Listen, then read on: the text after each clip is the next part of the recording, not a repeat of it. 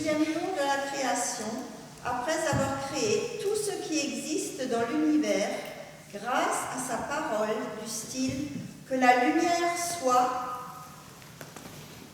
et la lumière fut. Dieu crée l'être humain à son image. Mais comment il fait?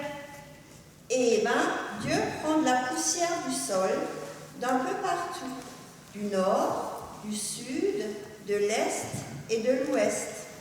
C'est facile pour lui. Il est tellement grand qu'il n'a même pas besoin de se baisser.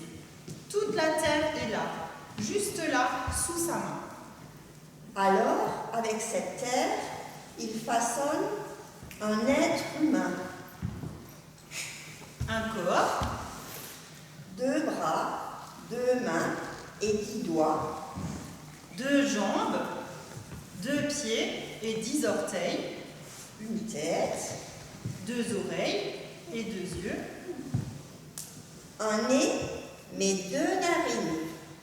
Une bouche avec une langue et 32 dents. À l'intérieur, il met un cœur et 2 poumons. Un estomac et 7 mètres d'intestin. 100 000 kilomètres de veines et 100 milliards de neurones. Mais pour l'instant, ce n'est qu'un corps. Comme un vase, une poterie, une tasse de café, ça n'est pas vivant. Alors Dieu souffle dans les narines de l'être humain le souffle de la vie. Et l'être humain devient vivant. Ensuite, Dieu installe l'être humain dans un magnifique jardin au pays d'Éden, vers là où se lève le soleil. Dans ce jardin magnifique, il y a toutes sortes d'arbres, très beaux à voir, et portant de délicieux fruits, très bons à manger. Au milieu du jardin, Dieu fait pousser 2 arbres très particuliers. L'arbre de la vie Et l'arbre qui donne la connaissance de ce qui est bon et de ce qui est mauvais. Dieu charge l'être humain de cultiver et de garder son jardin et lui dit: tu peux manger les fruits de tous les arbres du jardin, sauf pas d'un seul, l'arbre qui donne la connaissance de ce qui est bon, de ce qui est mauvais. Ne mange pas les fruits de cet arbre-là, et seulement de celui-là, parce que si tu en manges, tu mourras.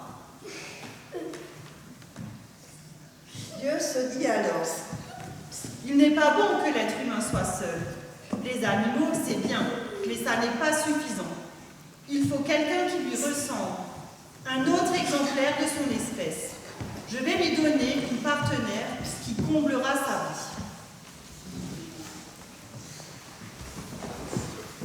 Alors Dieu fait tomber l'homme dans un profond sommeil. Il lui prend une côte. Bon, ça va, il y en a 24. Et il referme la chair à sa place. Et avec cette côte, Dieu façonne une femme. Et ce fut le match parfait.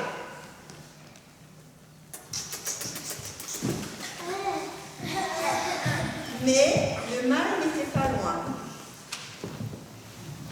Un jour, le plus rusé de tous les animaux sauvages, le serpent, demande à la femme: c'est vrai que Dieu vous a dit de ne manger aucun fruit du jardin?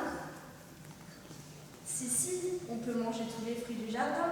C'est juste l'arbre qui est au milieu du jardin. Celui-là, Dieu nous a dit: vous ne devez pas en manger, pas même y toucher, sinon vous mourrez. Mais pas du tout, vous ne mourrez pas, au contraire. Et Dieu le sait. Dès que vous en aurez mangé, vous verrez les choses telles qu'elles sont. Vous serez comme lui, capable de savoir ce qui est bon et ce qui est mauvais. La femme regarde alors les fruits de l'arbre et elle voit qu'ils sont beaux et qu'ils doivent être super bons et qu'ils donnent vraiment envie d'en manger. Elle en prend un et elle croque dedans.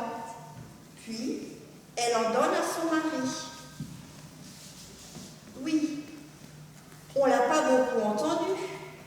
mais il est là, avec elle.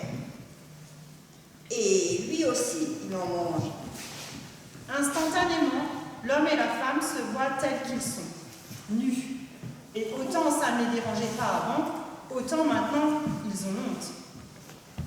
Alors, ils se fabriquent des vêtements avec des feuilles de figuier. Et au moment où ils entendent Dieu arriver, l'homme et la femme ont peur. Vite, vite, cachons-nous derrière un arbre. Adam, Ève, où êtes-vous? On t'a entendu arriver. On a eu peur et on s'est caché.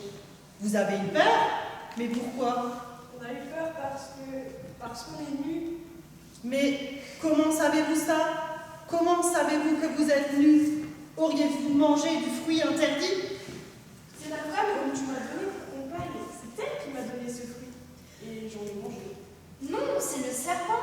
C'est lui qui m'a trompée. Il m'a bien mis, alors moi, j'en ai mangé. Puisque tu as fait cela, je te maudis. Tu vas ramper sur ton ventre et tu mangeras la poussière tous les jours de ta vie. Et jamais l'être humain et toi ne serez en paix. Quant à toi, Ève, tu auras des enfants, mais les mettre au monde sera très douloureux. Et toi, Adam, parce que tu ne m'as pas obéi, tu vas devoir travailler très dur pour tirer de la terre ce qu'il faut pour vivre.